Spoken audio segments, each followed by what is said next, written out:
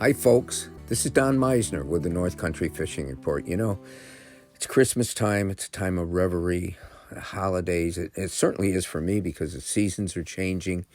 And I've really taken the time to look back on my life to sort of uncover some of the magic that fishing has brought to my life and to be able to talk to you about it.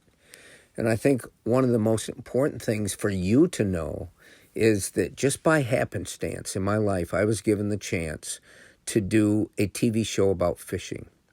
The very first year that TV show was picked up by the National Broadcasting System so that the show was shown in almost every city of the country over most of the years. Now, for 20 years, I did Streamside, and each year I did 26 shows. It really encompassed most of my life. So if you do the multiplication, over that time, I did between 400 and 500 different episodes in different places. It indeed became my life. And I'll tell you, one of the most difficult things for me now as I look back on all these different things is trying to remember 500 episodes, 500 different places with different people on different waters in different parts of the country. But what comes away from all that is I think back to this incredible life that I have had. And fishing has been the thing that has made that incredible life. But what stands out to me? What do I remember? And I think I don't really remember many of the fish. Every one of these days was unique, was special, and it was life-forming in a way. But the fish that I caught doesn't stick with me. It's the people that I met, the things that I saw, the experiences out of the ordinary that were part of it. And I can tell you so many unbelievable experiences. I remember one of the times going to this place in Ontario that was catch and release. Way back in, we had to be in our plane. But I remember going into places like this in the plane, and one plane trip in particular stands out, and it really changed my life. We were up in Lake Athabasca in Alberta, biggest lake trout in the world that you would catch, and I knew that. But on the way out, on the way home, only so many people can fit in these otter and beaver floatplanes. We were in a beaver.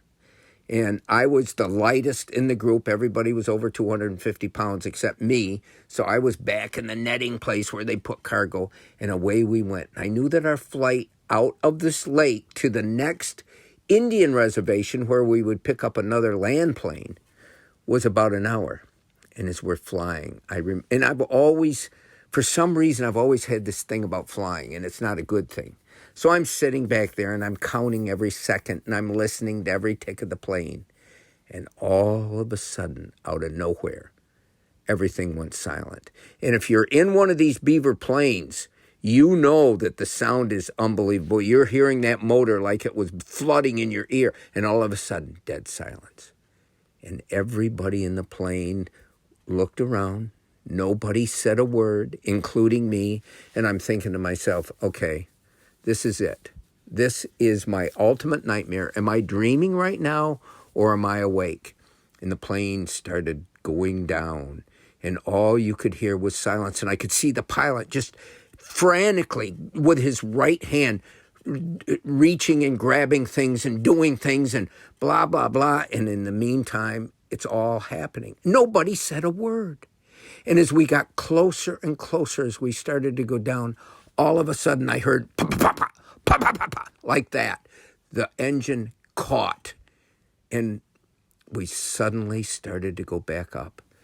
And everybody looked around to each other, and I can't remember any of the words, but that is the experience that I got to tell you. The next time I got in a float plane, my feeling wasn't all that eager. And through all those years, so many of the places I was going up into the northern reaches of Canada, there weren't any roads. I had to fly. I had no choice. I was either going to do the show or not.